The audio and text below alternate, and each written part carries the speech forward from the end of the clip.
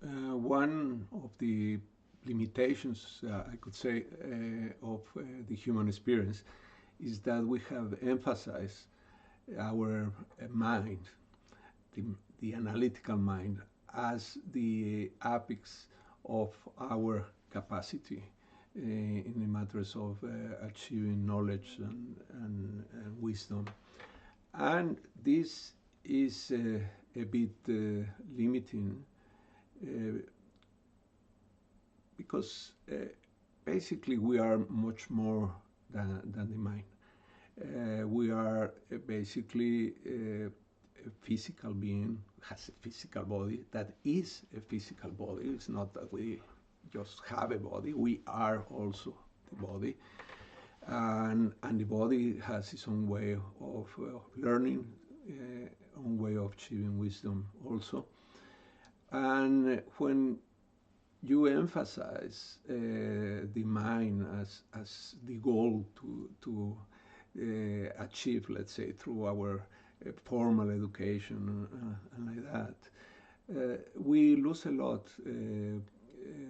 part of our reality. We also have a symbolic part, which is important. In ontogony, we say we have three minds: the organic mind, the symbolical mind, and the analytical mind.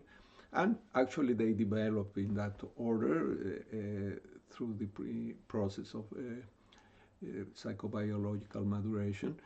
And ideally, it would be that we incorporate the three in one experience instead of having these three minds working in a different way. Like you are awake and your analytical mind is the one that rules. If you are sleeping, then the onirical mind is the one that is guiding you. Uh, Basically, it would be the best if the three will integrate in only one experience. But we have a problem. The especially not only the Western culture, but especially Western culture has emphasized uh, a kind of a conflict with the body. Uh, Whatever comes from the body, instincts, desires, tend to be considered impure or even the cause of sin or separation of God, of life, in a very strange way, because the body is the life in us.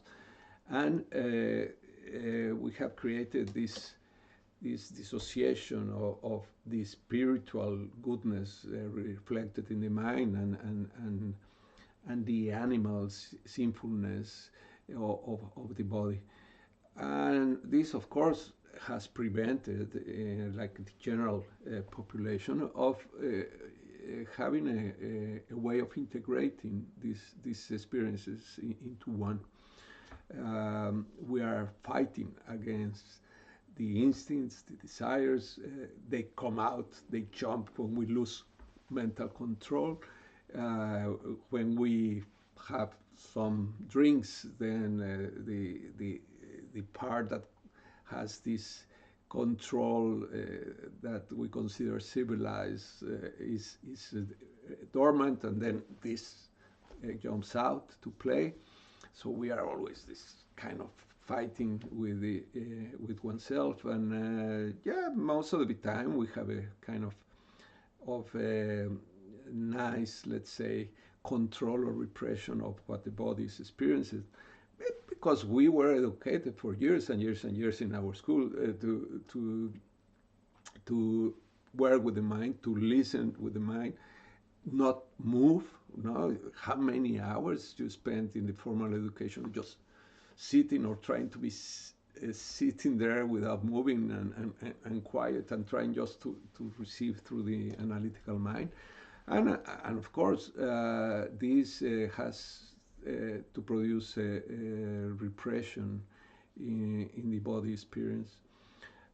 People sometimes they look surprised when they realize that they don't have grounding, because the grounding cannot be produced through our analytical activity. The grounding happens in the body and through the body.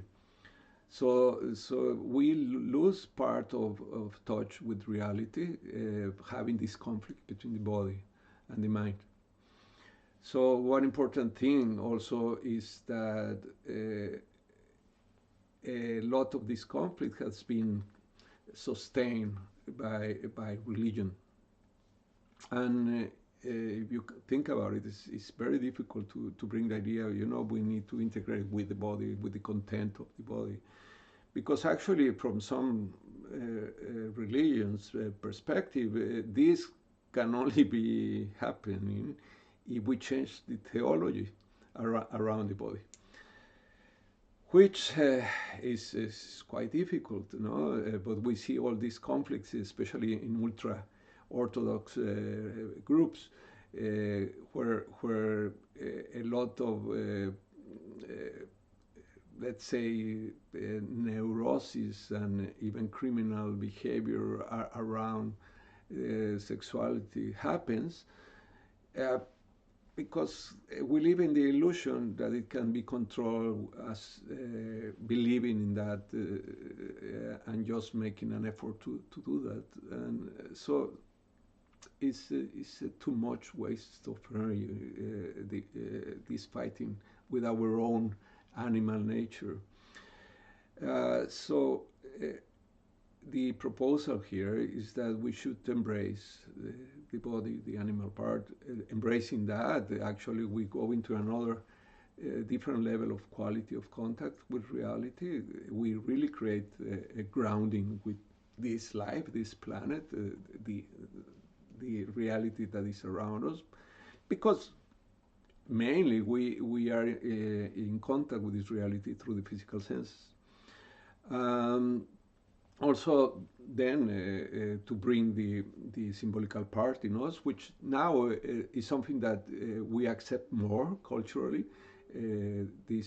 All these areas of work with the dreams and symbol visualizations, and that is now quite accepted. It's not causing a lot of conflict. But when the body is the issue, then the conflict starts. So we need still to advance more as a humanity culture in that sense, to bring this integration with the body. It's interesting to notice that in deep psychology, um, until Wilhelm Reich, there was really no concern, no idea that it was important to work with the body, to recuperate the experience of the body, to be one with the body. And we see even now, today, after so many years of psychology being developed, that most of the schools, they prefer not to deal with the body.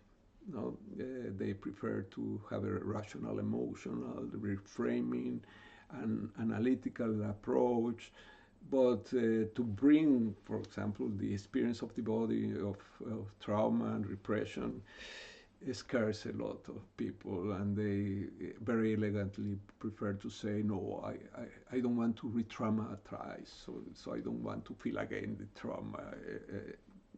And you can still see that reluctance and that rejection of the body experience. But if we are striving for a holistic experience, we need to consider seriously to return to the body.